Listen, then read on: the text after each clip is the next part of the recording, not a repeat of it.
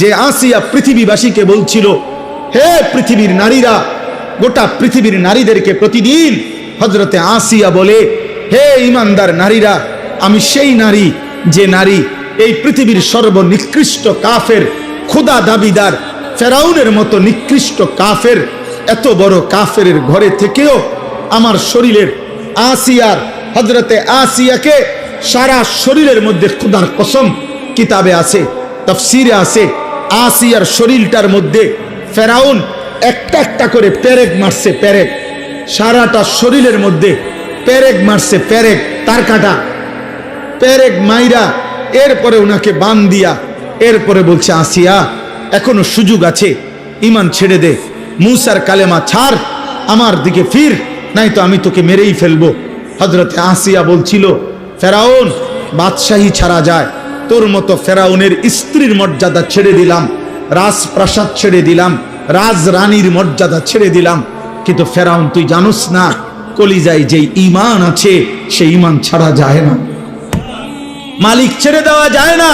এমন রব ছাড়া যায় না, এমন সৃষ্টিকর্তা বাদ দেওয়া যায় না রে ফেরাউন, তোকে বাদ দিতে পারি। এরপরে তাফসীরের মধ্যে আছে, ফেরাউন তখন সিদ্ধান্ত দিছে তার লোকদেরকে আসিয়াকে জীবন্ত হত্যা না করে, মানে পেরেক তো মারছে, রক্ত ঝরছে, বলছে এই অবস্থাতেই, আহা জীবন্ত, মানে এখনো হত্যাও করে নাই, কয় যে জীবন্ত ছাগলের চামড়া, গরুর চামড়া যেমনে ছিলে, আসিয়ার শরীরের চামড়া এভাবে ছিলতে থাকো। তাফসীরের মধ্যে আছে হযরত আসিয়া তখন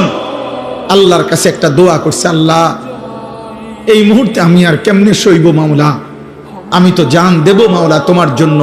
আমার শুধু একটা আবদার, আল্লাহ আমি জান্নাতে, তুমি আল্লাহর সাথে, তুমি রবের সাথে তোমারে ভালোবেসে মাওলা আমি আমার জীবন দিচ্ছি, আমি তোমার সাথে জান্নাতে একটা ঘর চাই, রব্বি বিনি লি ইনদাকা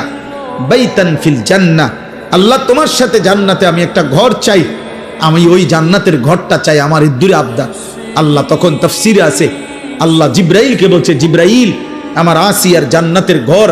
তার চোখের সামনে নিয়ে যাও, ও যেন জান্নাতের ঘর দেখতে দেখতে শহীদ হয়ে জীবন দিয়ে